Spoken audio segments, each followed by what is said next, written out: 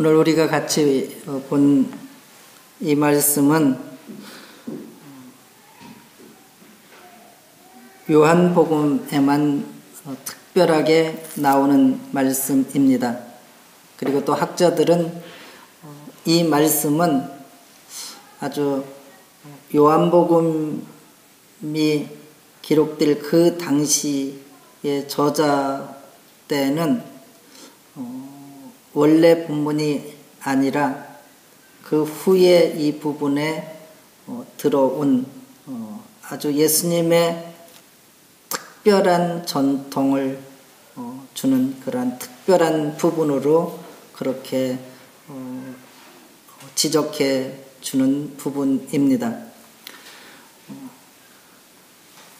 중요한 것은 이 사건이 예수님의 사건이었고 또 너무나 중요한 사건이었기 때문에 만약 이 요한복음 8장 이곳에 기록되지 않았다면 아마 우리는 예수님의 중요한 한 부분을 놓칠 수 있다고 생각합니다.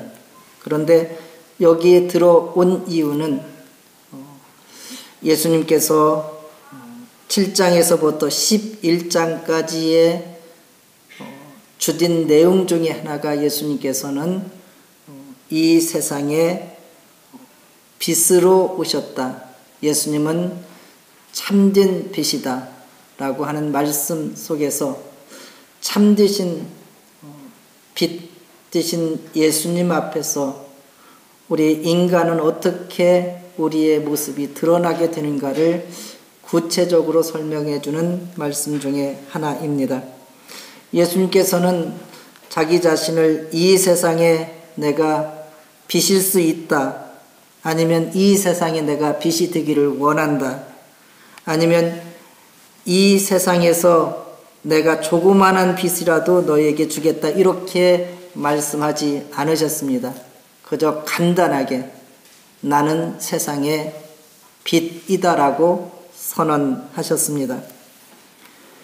예수님께서 참된 빛이라고 하는 것은 이 세상에서 어둠 속에 살고 있는 사람들에게 예수님이 누구인가를 보여주시고 그리고 그 예수님을 믿는 사람에게 어둠에서 나올 수 있는 길을 열어주시는 분인 것을 우리에게 말씀해 주는 것입니다. 요한복음 8장 12절에 보면 나는 세상의 빛이다. 나를 따르는 사람은 어둠 속에 다니지 아니하고 생명의 빛을 얻을 것이라고 말씀하십니다.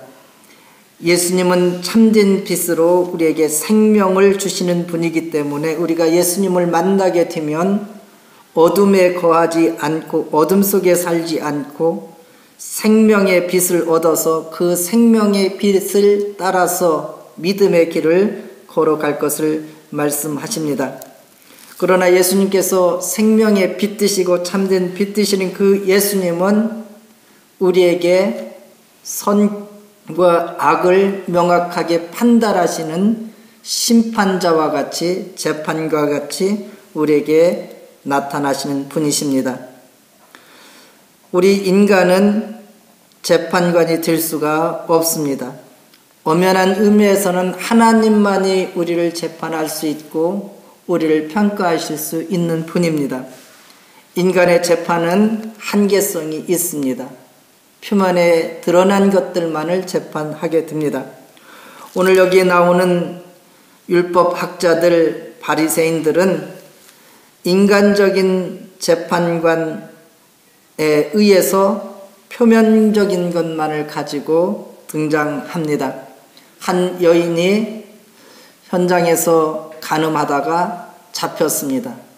그리고 그 잡힌 사람을 예수님께 데리고 와서 예수님께 말씀합니다.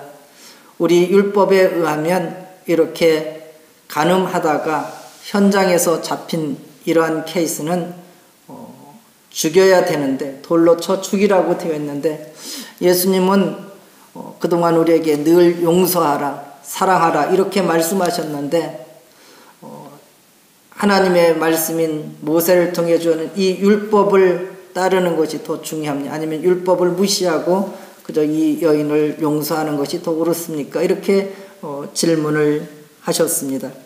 그때 예수님께서는 땅에다가 무언가를 적으셨습니다. 사람들은 이렇게 비밀스러운 것들에 좀 관심이 많은 것 같아요. 그래서 예수님께서 땅에다 무엇을 적었느냐라고 하는 게 관심이 많습니다. 그런데 무엇을 적은 것을 정확히 알 수가 없다는 것입니다. 어떤 사람은 추측하기를 인간이 지을 수 있는 가장 큰 죄들을 크게 적으셨다. 그래서 사람들이 보고 양심의 가책을 느끼게 했다. 이렇게 하는 사람도 있고, 또 예수님께서는 어떤 사람은 예수님이 당혹한 질문을 받고 나서 좀 생각할 여유를 얻기 위해서 이렇게 땅에다 아마 쓰시지 않으셨나요? 하여튼 여러 가지 근거를 이렇게 대면서 설명을 하지만 다 부족합니다. 그런데 중요한 것은 예수님이 그렇게 땅에 무언가를 쓰고 계셨을 때에 사람들이 예수님을 독촉하고 빨리 좀 말을 하라고 재촉한 것을 통해서의 이 서기관과 바리새인들이 예수님을 의도적으로 함정에 몰아넣으려고 하는 계획을 가지고 있다는 것들을 알 수 있습니다. 그때 예수님께서 일어나셔서 너희가 죄 없는 사람부터 그럼 한번 돌로 쳐보라 할 때에 아무도 예수님 말씀에 따를 수 없고, 거기 보면 나이 많은 사람부터 한 사람씩 가서 다 그 자리를 떠났다라고 하는 말씀을 통해서 우리 인간이 어릴 때에 참 죄인이라는 것을 스스로 느끼지 않습니까?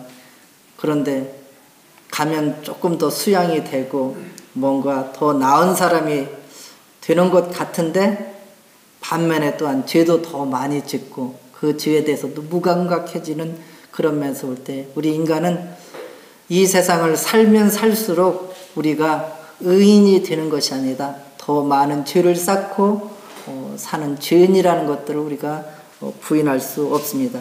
그때에 홀로 남은 여자에게 예수님께서는 너를 죽이려고 했던, 너를 정죄했던 사람이 다 어디 있느냐, 없지 않느냐 할 때 네, 없습니다. 그때 예수님께서 하시는 말씀이 더 이상 죄를 짓지 말라라고 하는 그러한 말씀입니다.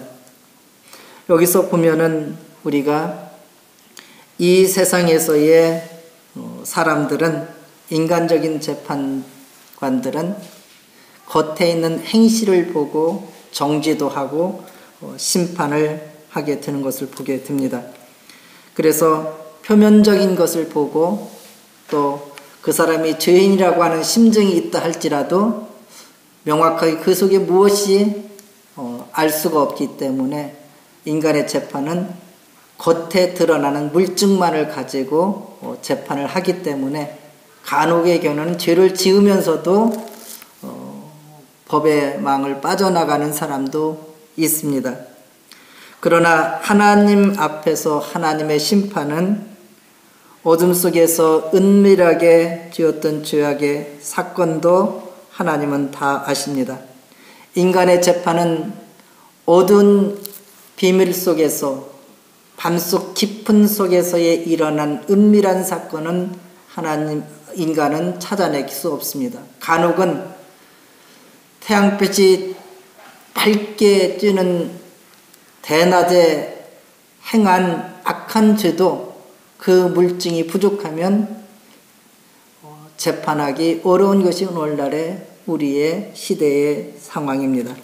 그러나 하나님 참된 생명의 빛 되신 참된 예수님이 우리의 심령의 깊은 곳을 보고 그 깊은 곳에 있는 것까지도 예수님은 보고 직시하신다는 것입니다. 그런 면에서 예수님께서는 더 깊이 우리의 내면의 죄의 문제까지도 정확하게 볼 수 있는 분이십니다.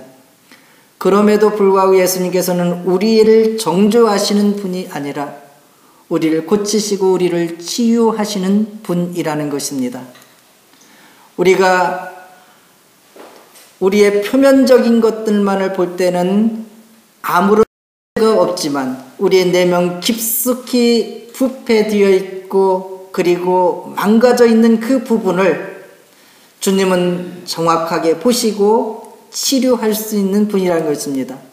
표면을 볼 때에 표면만을 치료할 수 있지만 내면 깊은 것을 보시기 때문에 예수님께서는 우리의 내면의 깊은 것을 치료할 수 있습니다. 우리가 이렇게 시계가 있습니다. 그러면 그 시계가 우선 겉을 보면 그 시계가 명품인지 가짜인지 이렇게 쉽게 알 수가 있습니다.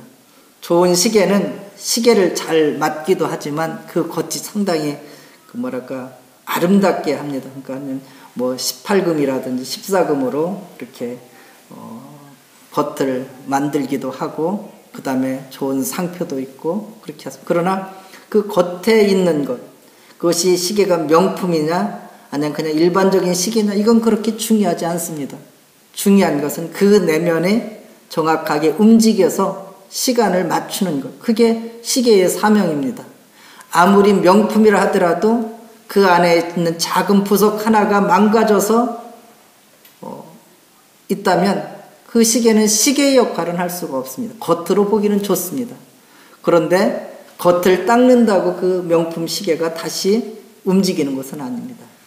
그 깊은 안에 내면에 있는 부서진 부분을 뜯어서 다시 고칠 때에 다시 시계가 작동하는 것처럼 예수 그리스도가 우리의 빛이라고 하는 것은 우리의 문제, 우리의 죄악의 문제를 정확하게 보는 면에서는 심판자이시지만 그러나 그 문제를 해결하시고 치유하시고 용서하시는 분에서 예수님은 우리에게 은혜의 분이라는 것입니다.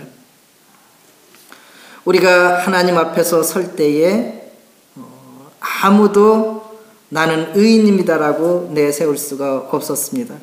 이 여인은 어떻게 보면 우리의 한 부분을 보여주는 여인이라고 볼 수 있습니다. 그는 간음의 죄를 지다가 죽음 앞에 서게 되었습니다. 예수님 당시에 간음죄라고 하는 것은 소수의 사람들이 짓는 큰 죄에 해당되었습니다. 옛날 사람들에 비해서 오늘날의 간음죄라고 하는 것은 더 많이 행해지면서도 그 중요한 죄의 의미는 희석되고 있습니다. 예수님의 당시나 오늘의 당시나 인간적인 기준에 의한다면 어떻게 보면 간음하는 죄는 소수의 사람들의 죄라고 우리는 생각할 수가 있습니다. 그러나 하나님의 기준에 의하면 간음죄는 더 엄격해집니다. 예수님께서는 간음이라고 하는 것들을 그저 행위만을 보지 않고 내면 속에 품는 우리의 음욕마저도 죄로 간주하셨습니다. 독을 품어내는 뱀이 사람을 죽일 수 있는 것만이 아니라 독을 품고 있는 뱀은 사람을 죽이는 것과 마찬가지입니다. 우리가 내 안에 들어있는 죄나 밖으로 나타난 죄의 차이점이 있는 거지 단순히 우리가 내면의 죄악을 품고 있다고 해서 나는 죄인이 아니라고 말할 수는 없기 때문입니다. 우리는 하나님 앞에서 하나님을 등지고 살 때에 우리는 우리의 내면 속에서 차오르는 독을 발견하게 될 수 있습니다. 생명 되시는 예수 그리스도를 인정할 때만이 우리에게 진정한 은혜와 자유를 누릴 수 있습니다. 우리는 내가 죄가 아니라고 말할 수 있을 것입니다. 나는 7계명에 해당되는 간음죄는 짓지 않았다라고 말할 수 있을 것입니다. 아니면 8계명에 해당되는 나는 도둑질하지 않았다라고 말할 수도 있습니다. 아니면 6계명에 해당되는 나는 살인죄를 범하지 않았다라고 말할 수는 있을 것입니다. 그러나 우리가 5계명인 부모를 공경하라고 하는 하나님의 말씀 앞에서 아니면 1계명인 하나님 위에 다른 신을 섬기지 말라고 하는 이 하나님의 요구 앞에서 나는 하나님만을 믿고 살았고 나는 부모를 다 공격했다라고 말할 사람은 아무도 없습니다. 우리 인간은 어차피 하나님 앞에서 볼 때는 죄인을 것을 고백할 수밖에 없습니다. 어둠 속에는 마음대로 내가 행동하고 살지만 강렬한 빛이 비치게 되면 내 어둠 속에 있었던 나의 삶의 상태가 그대로 드러납니다. 왜 이렇게 밤중에 차가 막 달리다가 앞에 무슨 토끼가 딱 지나갈 때에 그 토끼가 자동차에 쳐서 죽습니다. 왜 그러냐면 갑자기 어둠 속에 강한 불빛이 딱 비치면 달려가던 그렇게 빨리 달려가는 토끼가 달려가지 못하고 딱 정지해서 아무것도 못하고 있기 때문에 차에 쳐서 죽게 되는 것입니다. 그것처럼 어떻게 보면 우리가 하나님 앞에 서면 우리가 아무도 내가 보면 지금은 정상적으로 살았다고 했을 때에 하나님 앞에 드러날 때에 하나님 앞에서 내가 죄인이 아니라고 고백할 수 없는 사람은 아무도 없다는 것입니다. 이 땅에 살 때 하나님이 어디 있느냐고 말할 수도 있습니다. 내가 무슨 죄인이라고 항변할 수도 있습니다. 그러나 마지막 하나님의 심판대 앞에 하나님의 백보자 앞에 섰을 때에 하나님이 우리를 정죄하는 것이 아니라 우리 스스로가 하나님 앞에 내가 죄인이라는 것을 직접 고백하게 될 수밖에 없다라는 것입니다. 그것은 왜 그러냐면 사단이 우리를 지배하는 이 세상에 살기 때문입니다. 이 시대는 빛의 시대가 아닌 어둠의 시대이고 그 어둠에 주장하는 사단은 우리를 지배하려고 하기 때문입니다. 사단은 하나님의 뜻을 우리에게 왜곡시켜서 전달하는 것에 특징이 있습니다. 사단은 우리 믿는 사람들에게도 계속적으로 유혹합니다. 예수님께서 광야에서 시험 받으실 때에 그때에 예수님께서 3번이나 물리치셨습니다. 그러나 그 사단은 예수님의 생애 속에서 예수님의 사역 속에서 교회에 있을 때마다 예수님을 넘어뜨리려고 유혹했던 것을 보게 됩니다. 그리고 예수님을 무너뜨리지 못하니까 그의 제자 중에 한 사람인 가룟 유다를 사로잡아서 예수님을 무너뜨리는 하나의 도구로 사용했던 것들을 보게 됩니다. 우리는 하나님의 은혜 안에 있을 때만이 진정으로 하나님을 바라보며 그 믿음으로 살 수 있습니다. 우리가 하나님을 등질 때에 우리는 어둠의 길을 선택할 수밖에 없습니다. 죄인의 하나의 큰 특징은 그것은 나는 아무런 문제가 없다라고 하는 것입니다. 가장 큰 죄는 내 자신이 옳다고 하는 것입니다. 오늘 바리새인들의 문제가 바로 거기에 있었습니다. 다른 사람의 죄를 지적할 줄은 알았지만 자기 자신이 죄인이라고 하는 것들은 눈이 멀고 있었다는 것입니다. 예수님께서는 제자들에게 말씀하실 때에 비판하지 말고 자기 자신의 죄보다는 다른 사람의 죄보다는 자기 자신의 죄를 먼저 보라고 말씀하셨습니다. 마태복음 7장 1절에서 5절의 말씀에 너희가 심판을 받지 아니하려거든 남을 심판하지 말아라. 너희가 남을 심판한 그 심판으로 하나님께서 너희를 심판할 것이요 너희가 되질하여 주는 그 뒤로 너희에게 뒤어서 주실 것이다. 어찌하여 너희 남의 눈 속에 있는 티는 보면서 내 눈 속에 있는 들보는 깨닫지 못하느냐. 내 눈 속에 있는 들보가 있는데 어떻게 남에게 말하기를 내 눈에서 티를 빼어낼 테니 가만히 있거라 할 수 있겠느냐. 이 손자야 먼저 내 눈에 들보를 빼어내라. 그래야 내 눈이 잘 보여서 남의 눈 속에 있는 티를 빼어줄 것이다 라고 말씀합니다. 예수님께서는 다른 사람의 죄를 지적하기 전에 먼저 자신의 죄를 은닉하고 있는 죄에 대해서 경고하는 것을 보게 됩니다. 내 자신이 의롭다로 하는 그 순간에 내 영혼은 죽음으로 걷고 있다라는 것들을 깨달으라는 말씀입니다. 유대인들은 율법을 잘 지키면서 자기 자신은 아브라함의 자손들이라고 생각했습니다. 그러나 예수님의 눈에는 그들은 아브라함의 자손이 아니라 마귀의 자손에 불과했습니다. 왜냐하면 그들이 하나님을 믿는 믿음을 따르는 것보다는 오히려 마귀의 생각을 따르는 일에 함께 했기 때문입니다. 하나님은 사랑과 자비를 원하시는데 바리새인들은 자기의 의를 내세우기 위하여 예수님을 공격하기 시작했기 때문입니다. 예수님의 믿음을 바리새인과 그리고 서기관들의 모습 속에서 우리가 하나 발견하는 것은, 사단이 유혹하는 것은 세상 사람만 유혹하는 것이 아니라 하나님을 믿고 있는 우리도 간혹은 유혹한다는 것입니다. 그 유혹의 가장 큰 것은 나는 이 정도 믿으면 된다, 나는 이 정도 살면 된다라고 하는 것들이 간혹은 우리를 무너지게 하는 이유 중에 하나입니다. 오늘 이 가늠하다 잡힌 이 여인은 예수님을 만나지 않았다면 죽을 수밖에 없는 사람이었습니다. 율법에 의하면 가늠하다 잡힌 사람은 남자나 여자나 다 죽이게 되어 있었습니다. 레위기 20장 10절에 보면 남자가 다른 남자의 아내 곧 자기 이웃의 아내와 간통하면 간음한 두 남녀는 함께 반드시 사형에 처해야 한다. 그들은 자기 즉값으로 죽는 것이라고 말씀했습니다.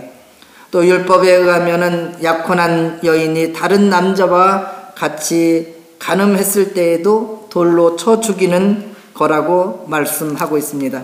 신명기 22장 23절 이하에 보면 이렇게 말합니다. 한 남자가 한 약혼한 처녀를 다른 남자가 성 안에서 만나서 정을 통할 경우에 두 사람을 다 성문 밖으로 끌어다 놓고 돌로 쳐서 죽여야 합니다. 그 처녀는 성 안에 있으면서도 소리를 지르지 않았기 때문이요, 그 남자는 이웃의 아내를 범했기 때문입니다. 그리하여 당신들은 가운데에서 이런 악한 뿌리를 뽑아야 합니다라고 말해줍니다. 에스겔 시대에도 보면 간음한 죄를 진 사람은 돌로 쳐 죽이는 일이 있었습니다. 아마 예수님의 시대에서 간음한 죄인들에 대해서 돌로 쳐서 죽여야 된다라고 하는 것은 이러한 관습들을 알고 있었다라고 생각합니다. 그러나 실제적으로는 간음한 여인을 죽이는 일은 없었습니다. 왜냐하면 로마는 그 당시 유대인들의 최고의 법정인 산헤드린의 사형권을 빼앗아서 오직 사형을 할 수 있는 것은 로마의 법에 의해서만 할 수 있었기 때문입니다. 예수님이 로마의 형틀인 십자가에 죽어야 할 수밖에 없었던 것도 그것은 유대인들의 재판에 의해서 죽은 것이 아니라 로마의 재판에 의해서 죽었다라는 것을 우리가 알 수 있습니다. 이러한 정황 속에서 바리새인과 서기관들의 함정이 들어 있었습니다. 예수님께 질문하기를 율법에 의하면 이 여인은 돌로 쳐 죽어야 한다는데 예수님은 어떻게 말씀하시겠습니다 할 때에, 그때에 율법대로 그렇게 돌로 쳐서 죽여라 하면은 그것은 로마법을 어기고 자기 자신이 산헤드린도 유대인의 최고의 법정에서도 언도할 수 없는 사형을 집행하는 것을 행사하는 것과 다름이 없기 때문에 로마의 당국에게 정면으로 대드는 형식이 되게 될 것입니다. 그러나 반면에 용서해주고 사랑하라고 하면은 오히려 율법을 어기는 사람이 되기 때문에 예수님이 이렇게 말하든 저렇게 말하든 예수님을 공격하고 예수님을 모함하려고 하는 계획을 가지고 있었던 것을 보게 됩니다.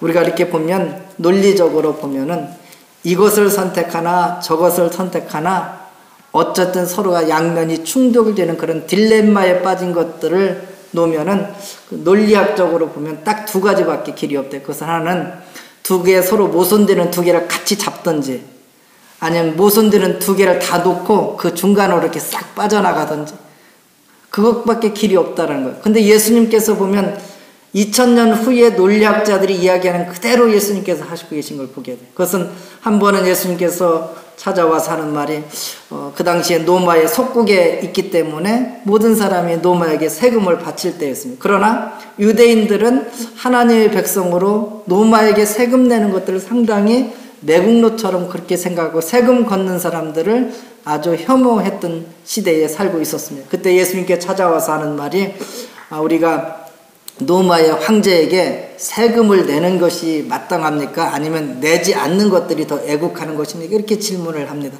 만약에 세금을 내야 된다고 하면은 저 사람은 세리와 같이 노마에 붙어 사는 매국노와 같은 사람이다, 이렇게 공격을 할 것입니다. 그러나 반대로 세금을 내지 말라 그러면 저 사람은 노마 정부에 반대하는 사람이다, 이렇게 공격을 할 것입니다. 그때 예수님께서 두 개 달을 잡으셨어요. 그것은 뭐냐면 동전 하나 이렇게 가져봐라. 그 당시에 동전은 뭐예요? 노마 화폐니까 가이사랴 노마 황제의 그 얼굴이 새겨져 있는 돈을 사용했어요. 그래서 이게 누구 거냐? 그러니까 당연히 가이사랴 황자의 돈이 아니니까 이렇게 새겨져서 이렇게 할 때 하는 말이, 예수님께서 가이사의 것은 가이사에게, 하나님 것은 하나님에게 드려라. 노마 황제에게 속한 것은 노마 황자에게 드리고 하나님에 속한 것은 하나님께 드리라고 말씀하실 때에 아무도 이 예수님의 지혜에 대해서 이렇게 예수님이 특별하게 권위를 가지고 가르치시는 분이 없다고 놀랐습니다. 근데 오늘 말씀에서도 동일합니다. 예수님께서는 이 두 개를 다 포기하시고, 그것이 뭐냐? 죄 없는 사람이 먼저 돌로 쳐라. 이것은 이 유대인들이 질문하는 것에 대해서 다 회피한 것입니다. 율법을 지키라는 것도 아니고, 그렇다고 해서 무조건 용서라고 하는 것도 아니라 선택의 길을, 중간에 두 길을 다 포기하고 그 사이로 싹 빠져나가는 그런 형태를 보여줍니다. 우리는 예수님께서 죄 없는 자가 먼저 쳐라고 하는 것은 어떻게 보면 하나님만이 우리에게 심판을 주고 그리고 죄인과 의인을 구별할 수 있는 유일하신 분이라는 것을 의미합니다. 그러나 이것들이 우리의 실제적인 삶 속에서 만약 이 예수님의 말씀이 어떻게 보면은 실제 우리의 삶에 적용한다면 어떻게 하겠습니까? 오늘날에 정말 악이 관행되는 시대에 우리는 살고 있습니다. 너희 가운데서 죄 없는 사람이 먼저 이 여자를 돌을 던지라고 말씀하시는 이 말씀을 우리에게 어떻게 적용해야 됩니까? 우리의 생활 속에서 많은 죄악들을 보게 됩니다. 인간의 죄는 더욱더 부패되고 더 크게 완악하여 되는 것을 보게 됩니다. 오늘날의 법을 어기는 사람들을 위해서 감옥을 만들고 사형제도까지 있는 나라들이 있습니다. 그럼에도 불구하고 사람들은 사람을 죽이는 일이 더 많아지고, 요즘에 초등학교에서도 중학교에서도 자기의 친구를 왕따시키고 괴롭히는 것 때문에, 그것 때문에 죽음을 선택하는 그러한 상황에 놓여 있는 것이 오늘 우리의 상황입니다. 우리는 TV를 틀 때마다 뉴스 속에서의 죄의 모습들을 보게 되고, 오늘 특별히 성범죄들이 더욱더 늘어나서 이 시대는 안전한 시대가 아니라고 생각하는 이 시대에 그렇게 성범죄자들을, 무자비하게 사람들을 죽인 사람들을 그저 죄 있는 사람이, 죄 없는 사람이 심판하고 죄 없는 사람이 판결한다고 하면 이 세상에 어떤 사람이 과연 심판할 수 있겠습니까? 모든 사람들이 죄를 짓고도 자기 마음대로 활보하는 시대가 되지 않겠습니까? 예수님이 이 말씀을 우리의 삶 속에서 어떻게 적용해야 하는 것입니다.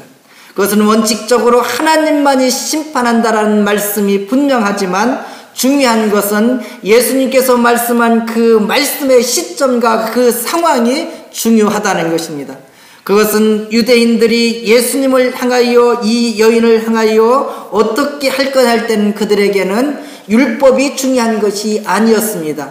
그 사람들에게는 이 여인이 죄인이냐 죄인이 아닌 것이 중요한 것이 아니었습니다. 이 사람들의 중요한 것은 이 여인을 하나의 도구로 삼아서 예수님을 흠잡고 예수님에게 권위를 무너뜨리는 데에 사용하기 위한 것이었습니다. 오늘날에도 어떻게 보면 우리의 사회 속에서의 하나의 큰 문제는 정당한 권위를 가지고 있는 것들을 순복하지 않기 위하여 더 나쁜 것들을 가지고 공격하는 것을 보게 됩니다. 그런 면에서 볼 때 우리는 이 말씀은 분명합니다. 그러나 이 말씀은 우리의 삶 속에서 죄 없는 사람이 다른 사람을 정죄할 수 있고, 그리고 죄 있는 사람은 다시는 판단할 수 없다라는 것이 아니라 예수님의 특정한 상황 속에서 의도적인 함정을 두고 있는 상황 속에서 예수님께서 하신 말씀이라는 것들을 우리는 기억해야 하는 것입니다. 그러나 중요한 것은 이 사건을 통해서 끝나는 것이 아니었다는 것입니다. 예수님은 이 한 여인을 용서하기 원했습니다. 그러나 사람들 앞에서 예수님이 이 여인에게 용서를 선포하는 것은 곧 예수님의 문제로 다가오기 때문에 예수님은 단순히 지혜롭게 판단하시고 말씀하신 것입니다. 그러나 여기서 끝난 것은 아니었습니다. 예수님께서는 이 한 여인을 지혜로운 말씀으로 구원하셨고 그리고 새로운 길을 열어주었습니다. 이 여인이 예수님 만나는 것을 통해서 그는 죽음의 길에서 생명의 길로 옮길 수 있는 길을 얻게 되었습니다. 그러나 이 사건은 예수님의 죽음으로 이어지게 되었다는 것입니다. 이 사건의 핵심적인 내용은 이 한 여인을 죽이려 했던 사람들이 여인을 죽이는 것을 포기하는 대신에 이제는 예수님을 죽이는 데에 더 목적을 분명히 하게 되었다는 것입니다. 한 여인을 구원하는 이 행동은 예수님께서 마지막 예수님의 십자가에 죽는 길로 인도하게 되었는데 그럼에도 불구하고 이 여인이 사건 속에서 예수님을 향하여 아무도 덤벼들을 수 없었던 것은 아직도 하나님의 때가 오지 않았기 때문입니다.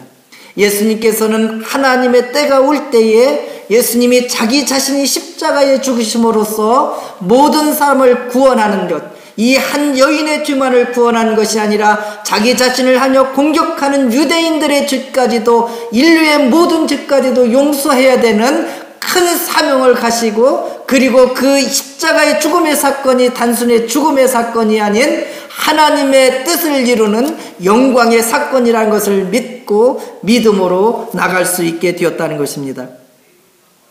서기관과 바리새인의 악한 계획은 예수님을 통해서 한 여인을 참된 빛으로 인도하는 길을 만드셨습니다. 예수님은 이 땅에 심판을 할 수 있는 자격이 있었지만 심판하지 않고 용서와 자비를 베푸시는 은혜를 베풀어 주셨습니다. 죄로 죽을 수밖에 없는 죄인들을 위하여 예수님은 몸소 자기 자신이 죽는 것을 선택하셨기 때문입니다. 예수님의 보혈의 피, 예수님이 십자가를 지신 그 피는 우리의 죄를 깨끗게 하시고 우리를 하나님의 자녀로 삼는 능력이 있습니다. 우리가 성경에 보면 피는 생명이라고 말씀합니다. 오늘날에도 피는 사람을 살리는 능력이 있습니다. 우리가 이렇게 수술을 할 때 보면 피를 많이 흘리게 되지 않습니까? 그리고 피가 부족하면 아무리 수술을 잘해도 피가 모자라면 죽게 됩니다. 그러니까 다른 사람의 같은 타입의 피를 공급하고 수혈을 통해서 생명을 살 수 있습니다. 그것은 우리의 인간의 피도 다른 사람의 생명을 살리는 데에 힘을 발휘할 수 있다는 것입니다. 우리의 인간의 피도 생명을 살 수 있는 능력이 있다면 하나님의 아들, 생명의 근원 되신 하나님의 아들이 흘린 그 피의 능력은 그보다 훨씬 더한 것입니다. 예수님의 피는 우리를 구원하시는 능력이 있고 우리를 용서하시는 하나님의 구원의 능력이 됩니다. 그런데 왜 이렇게 이 말씀이 원래의 원저자가 기록되지 않았지만 예수님이 이 귀한 사건을 놓칠 수 없기 때문에 요한복음의 한 부분에 들어온 이유가 무엇입니까? 그것은 예수님께서 사람을 정죄하지 않고 용서하셨다라는 것입니다. 그리고 그리스도인의 삶은 정죄의 삶이 아닌 용서의 삶이라는 것들을 가르치기 위한 목적이었을 거라고 생각합니다.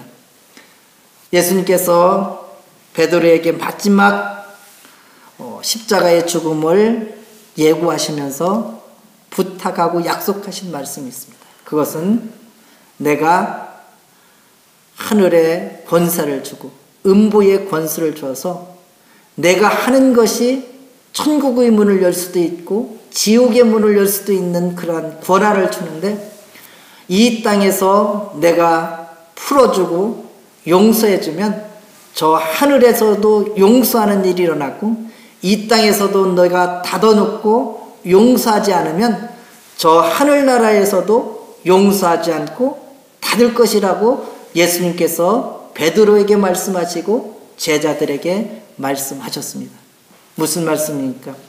우리가 하나님으로부터 용서받은 우리는, 하나님의 자녀된 우리는 이 세상을 심판할 수 있는 권한도 있고 이 세상을 용서할 수 있는 권한도 있다라는 것입니다. 우리가 용서하면 그 용서는 하나님의 용서가 될 수 있다는, 복음이 무엇입니까? 우리가 우리 스스로 사람을 용서할 수는 없습니다. 그러나 예수 그리스도의 십자가를 통해서 우리를 용서한다고, 그리고 그렇게 용서받았던 내 자신처럼 한 사람 한 사람이 하나님의 은혜 아래 예수 그리스도의 십자가 안에서의 용서받고 구원받고 영원한 생명을 얻을 수 있다라고 선포하고 전해주는 것, 그것이 바로 용서를 선포하는 것입니다. 기독교는 사랑의 종교입니다. 기독교는 그리스도의 은혜로 용서받는 종교인만 아니라 용서가 있다고 선포하는 용서의 종교입니다. 우리의 삶 속에서 하나님의 용서받은 그 은혜를 우리의 삶 속에서 선포하고 누리는 믿음의 삶을 살기를 주님의 이름으로 축원합니다.